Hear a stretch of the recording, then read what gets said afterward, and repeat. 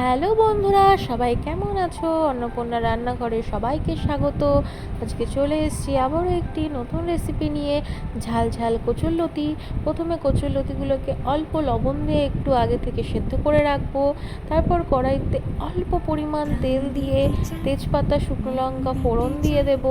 তারপর একটু লাল লাল হলে এর মধ্যে কুচনো পেঁয়াজ দিয়ে দেব। এরপর হালকা হালকা করে নাড়বো এবং লাল লাল হওয়া পর্যন্ত ওয়েট করব। গ্যাস কিন্তু অবশ্যই মিডিয়াম ফ্লেমে রাখবে, বেশি হাই ফ্লেমে দিলে কিন্তু কোনো রান্নায় একদম ভালো হয় না। এরপর আমি আগে থেকে কালো জিরে আর লঙ্কা ভালো করে বেটে একটা সুন্দর পেস্ট বানিয়ে রেখেছি।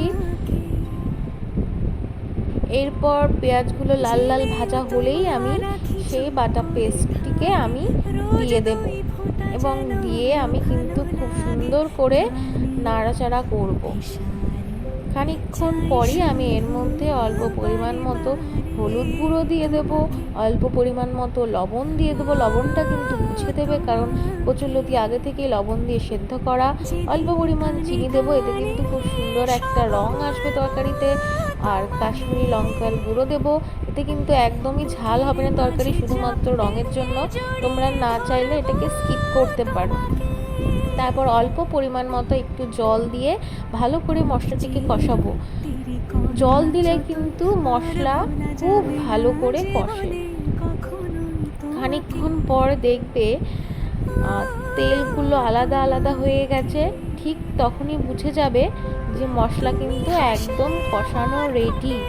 এরপর কিন্তু সেই সেদ্ধ করে রাখা কচুরলতিগুলো আমি সম্পূর্ণটা দিয়ে দেব। কচুরলতি কিন্তু বেশি সেদ্ধ করা কখনোই যাবে না। বেশি সেদ্ধ করলে কিন্তু রান্না করার সময় একদম গলে পায়েস হয়ে যাবে, তাহলে কিন্তু তরকারিটা খেতে খুব খুব বাজে লাগবে। তাই বেশি সেদ্ধ করা যাবে না, অল্প সেদ্ধ করে আমি এখানে ভালো করে নাড়াচাড়া করব।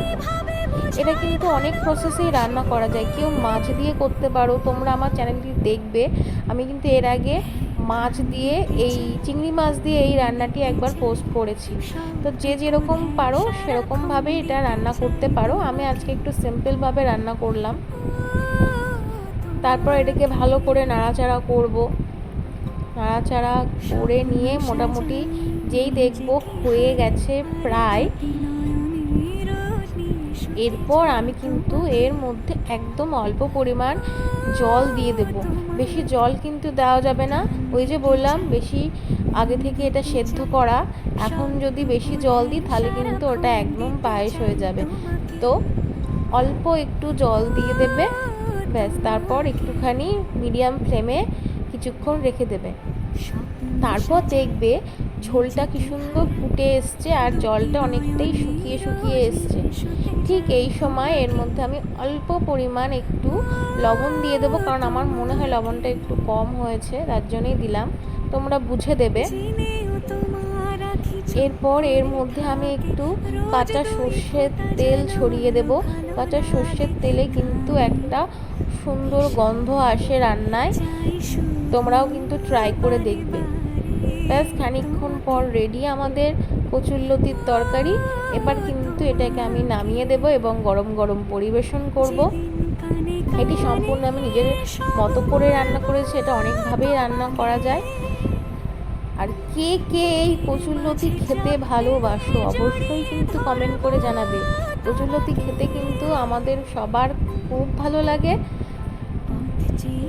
আর এটা খেতেও কিন্তু খুব সুস্বাদু। দেখো হয়ে গেছে, কি সুন্দর রংটা এসছে না? তো ভিডিওটি ভালো লাগলে লাইক, শেয়ার, সাবস্ক্রাইব করতে ভুলো না। যারা ফেসবুক থেকে দেখছো তারা অবশ্যই একটু ফলো করে দেবে, আর যারা ইউটিউব থেকে দেখছো তারা প্লিজ চ্যানেলটিকে সাবস্ক্রাইব করে দেবে। সবাই ভালো থেকো, সুস্থ থেকো। আবারও দেখা হবে পরবর্তী একটি নতুন ভিডিওতে। টাটা।